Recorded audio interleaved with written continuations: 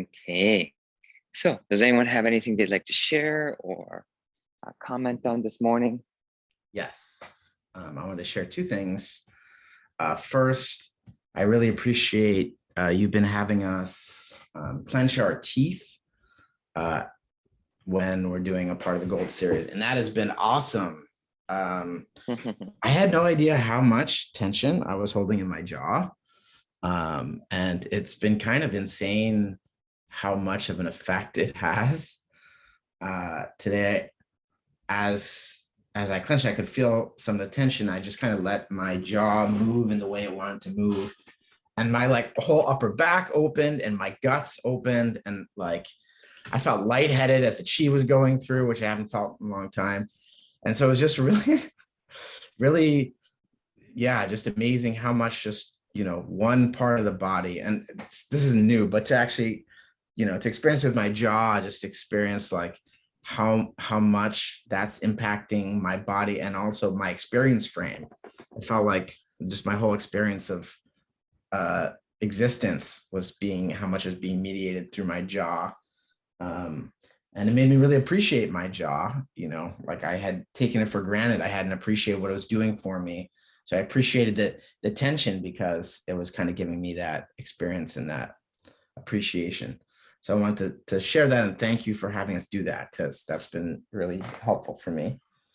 And then I just want to share one other thing, which is today I had some stuff coming up, and as I was releasing, I had a more clear experience of my identity, like in my body, and where it felt like instead of going into the content as much, more like just it was more clear how the identity that was creating it and how the way I was holding myself and the experience of it was actually creating the content and just being able to actually feel that in my body and let that release.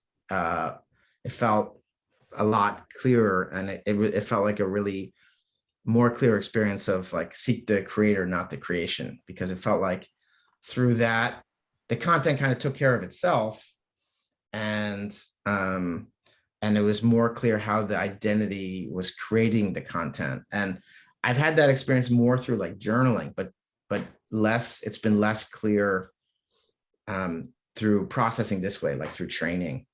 And it kind of typically it's like kind of more clear towards the end as it changes. I can feel it changing, as things release, and I feel it kind of, but this was actually a different experience where kind of at the beginning I could feel it, and where that kind of like kind of took care of it. And also just doing that within the physical training made it a lot clearer because the physiological aspect of it and how I was holding myself was more clear, and also more clear how my identity was created in fear of something happening. And because of that, it was actually making that thing happen. That was kind of more clear. So anyway, I just wanted to share that as well. So thank you very much. Oh, thank you for sharing that.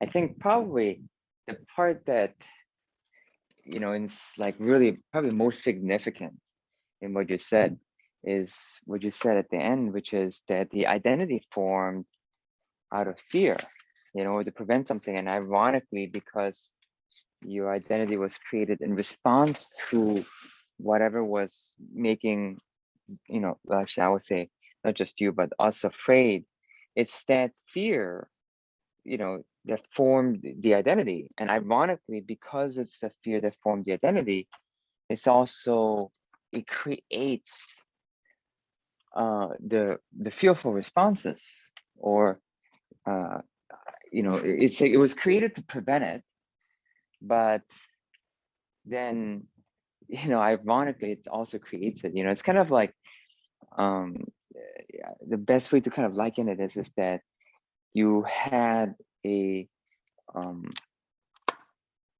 terrible experience, and you want to make sure that you can handle the terrible experience. So you keep putting yourself back into that terrible experience just to make sure that you can handle it. And, it's kind of like interesting. It's actually what's oftentimes people call sabotage. And we don't realize that, our identity actually, as you just mentioned, is created in order to create more safety, in order to create survival. And, it's there to make sure that we can survive. And we don't realize that the identity itself, the way we see ourselves, is created in order to be able to help us accomplish that. you know Another way to say that, another way to say survive, is to be in harmony. But if you can't be in real harmony, then you're gonna come as close to it as possible. And so if you are surviving really well, then you're thriving. And when you're thriving, you don't experience any division. But if you're not thriving, then you're just surviving. And that's kind of like a lesser quality of oneness, if you want to call it that. And so it's kind of interesting, because when in the areas we are feeling good, we don't actually have an identity per se, because we're relaxed. We just are. We just get along. There's no sense of division. There's no sense of self or otherness. We just hang along, hang out, get along, and then just do what we need to do. It's actually kind of just, uh, more matter of fact in some ways. And there's a sense of just being. And the more afraid we are, the more we have a way of having to deal with it, like, well, this is who I am. And so, but it's kind of interesting. The moment you say, this is who I am, you just kind of define yourself, and then you're limited, when we're actually not limited in that way. Not that we don't have a nature, in essence about us that is true, but we can't be narrowly defined, because we keep learning.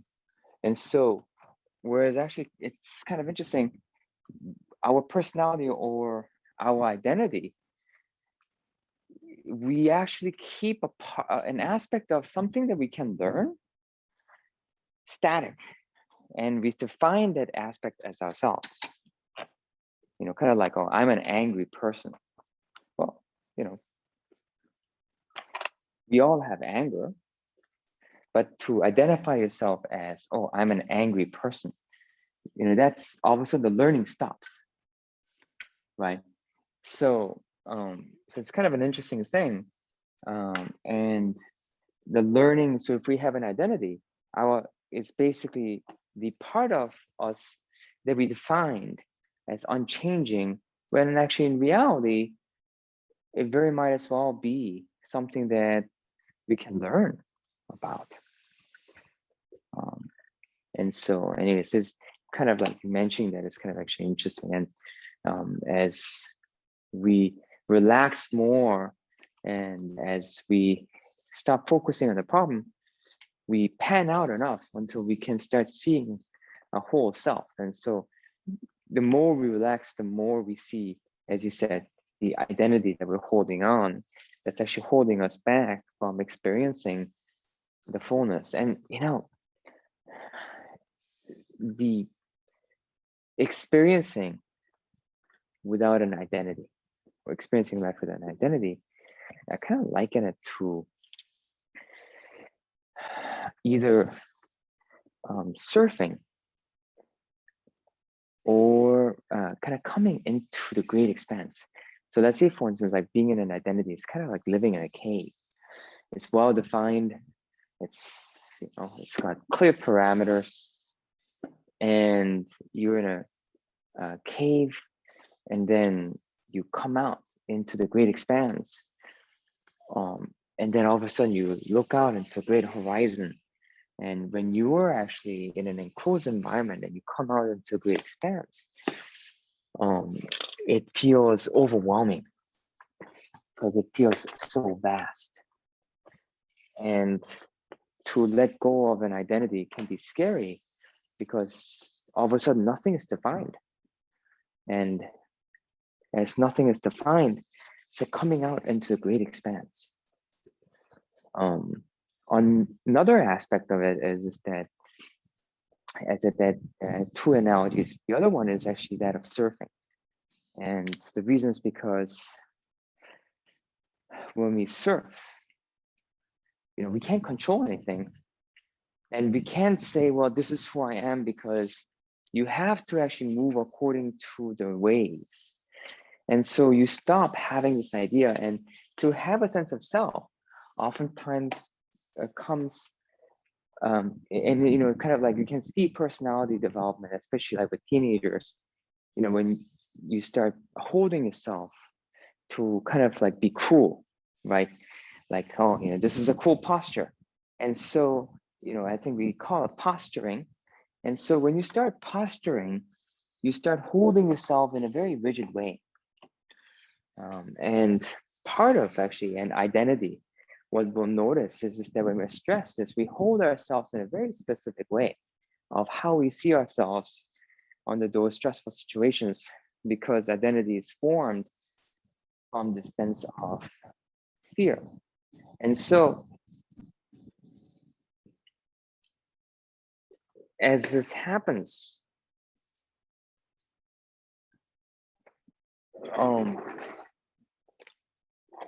we start, as you can imagine,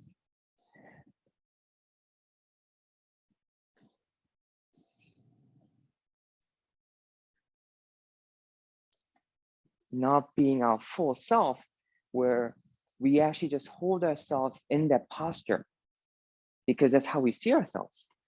And because we believe that that's the best way to handle whatever situation it is. And we stop being natural and relaxed and moving in response to the environment. And it's kind of interesting because being able to move in response to our environment is creativity. We never think of it that way, but it's a very creative process. Like movement, it's movement and response is a very creative process. So like if you are, whatever sports you're doing or music you're doing or whatever it is you're doing, when you feel a sense of freedom and something unexpected happens while playing music, you make an adjustment. And oftentimes when it's done masterfully, we say, oh, that was so creative.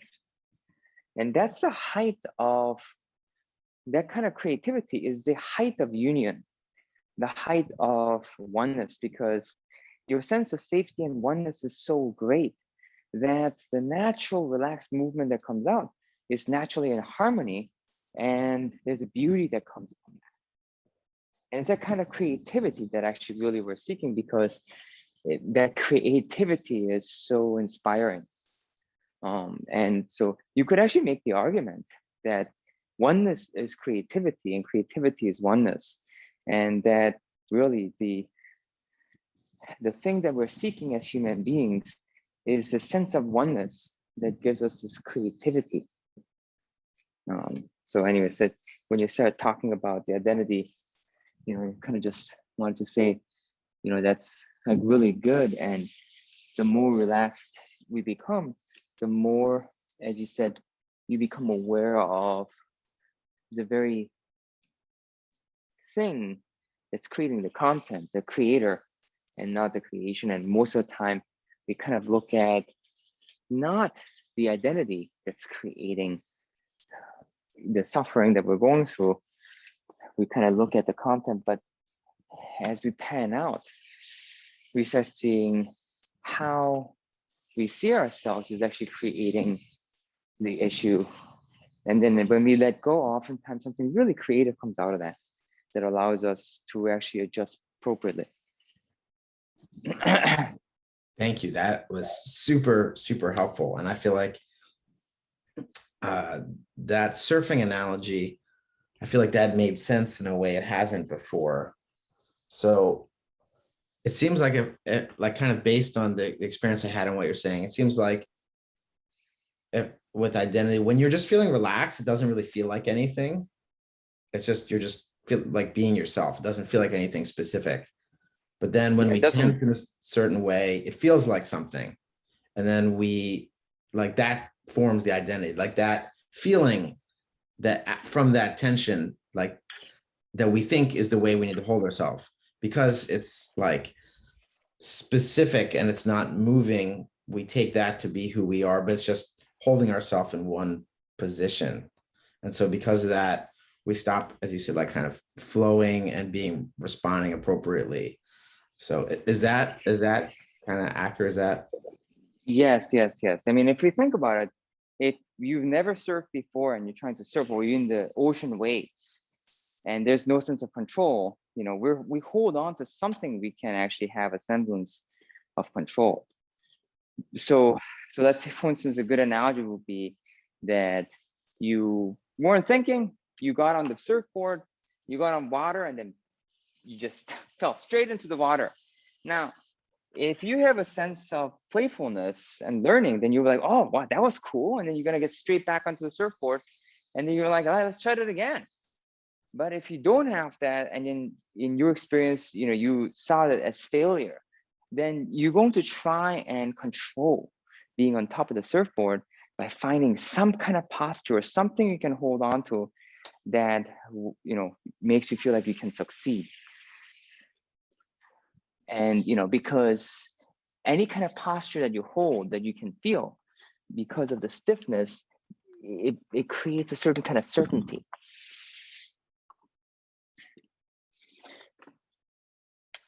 That makes total sense. So kind of like if you like straighten your legs and that works for the first time you do it, then you're like, oh, this is the way to surf, is by straightening my legs. And so you take that as the way to surf and you make that your identity. Yes, yes, yes. And so if we look at formalized learning, what it is you know, you kind of just highlight for people who are afraid to learn some aspects of surfing. And let's say, for instance, I'll say, okay, look into the horizon, you know, keep your back straight, relax your legs. And then, you know, and so it gives you something to hold on to. And then you start being able to surf a little bit because you're a bit more relaxed, because you're holding on to those. And you have a, if you will, have false sense of security thinking. And then as you do that and you become more confident and you become relaxed, you stop thinking about it, and you stop holding it. And then at some point you realize, as you become a better surfer, that all that was actually is kind of holding you back. Like some aspects of it might be true, you know, but you can't actually hold on to any of that. You just have to let go, and you have to just trust your body. And so that would be an analogy. And so if you have like good so-called techniques, you know, what you do is you basically choose some things a person can hold on to. It's a bit more natural, that allows a person to relax a little bit more because they're distracted focusing on it. And the things that you focus on creates a little bit less tension than, but in reality, if you just kept doing it and you had a sense of play, you know, you get it anyways. Because you're just getting used to your nervous system and you're just learning.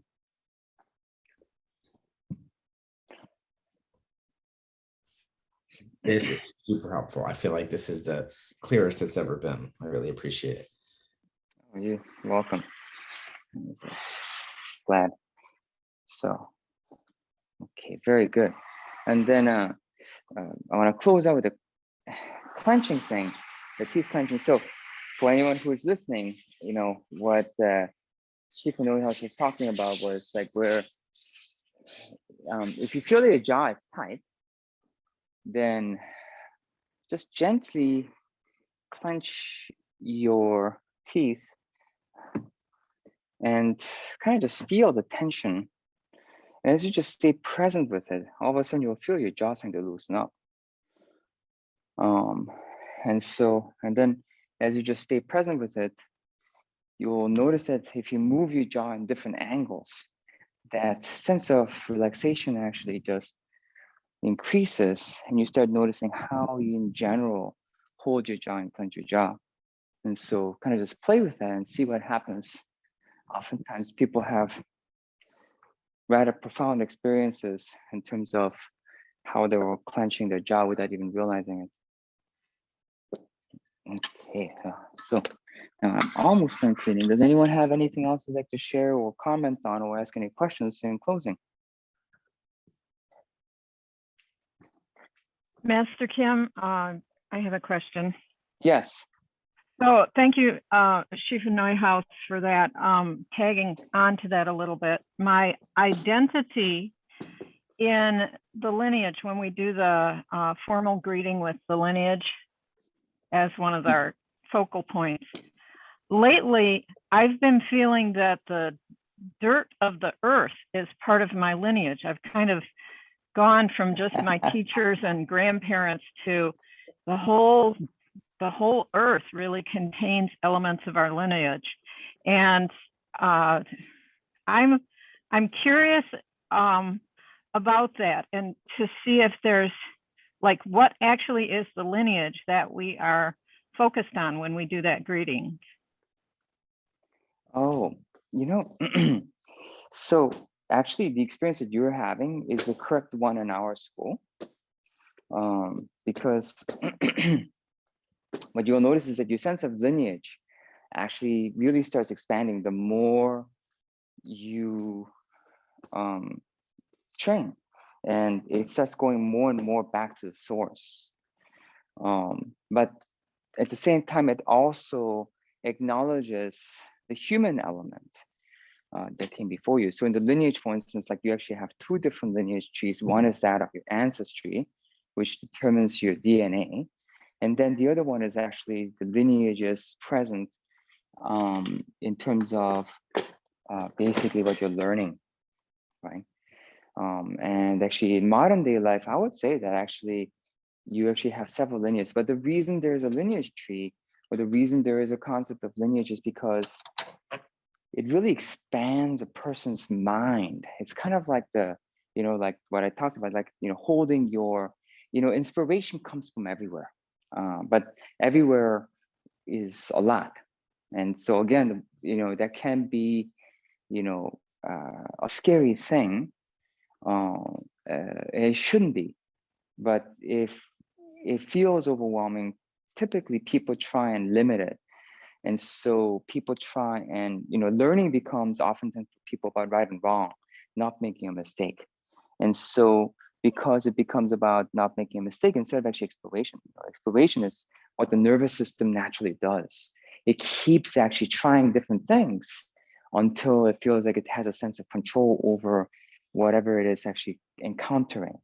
You know, that's the nervous system is designed to become more and more complex and more coordinated between different aspects of the nervous system.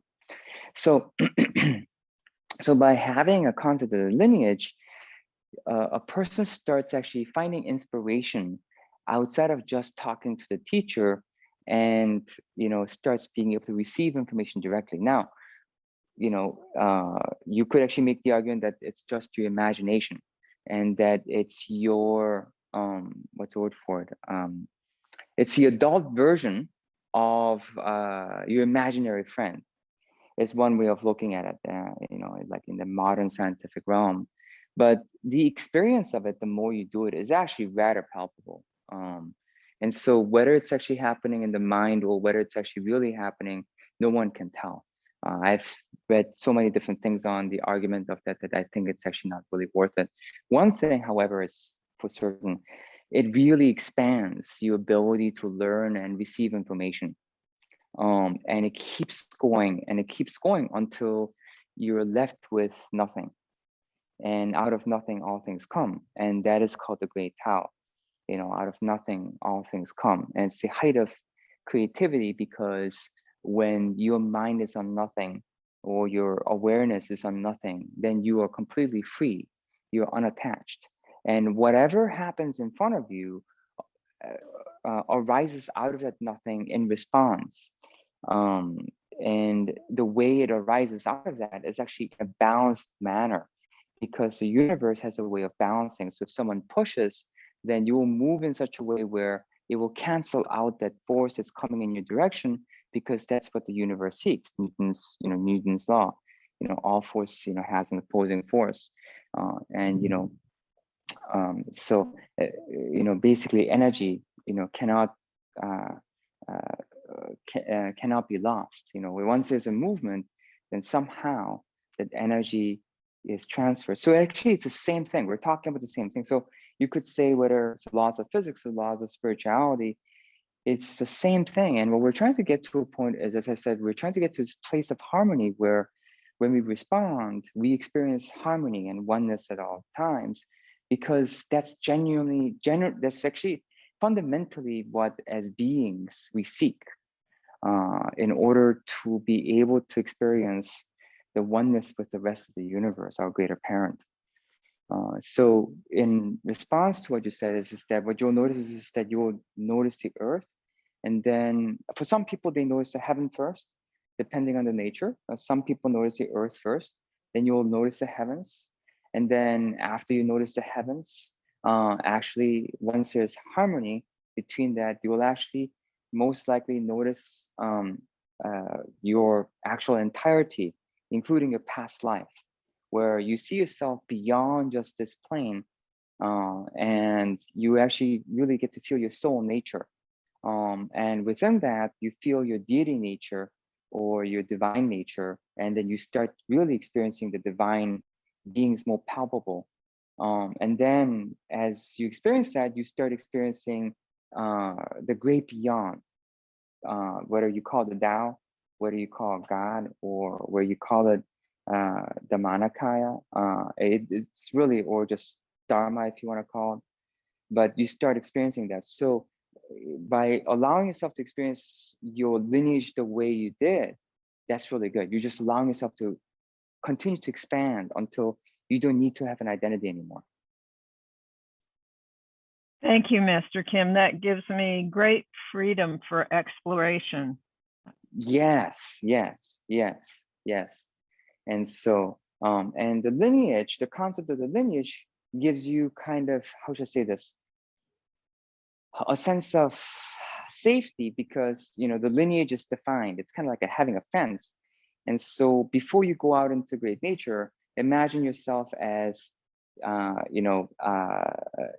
pioneer who was exploring the great expanse, and you were literally having to build a log cabin in the wild, and you made sure that there was a fence so that you could protect your house from the wild animals, and then you can rest in that, and then when you want, you can actually open the gates and then close them and then go out and actually explore it, but then you're ready and aware.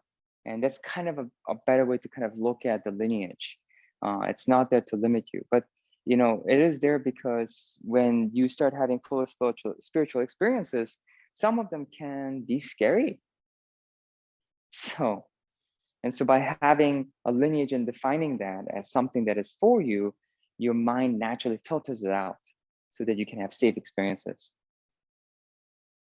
That is very comforting. Thank you, sir. Welcome. Okay. So now I am done cleaning, so I need to scooch.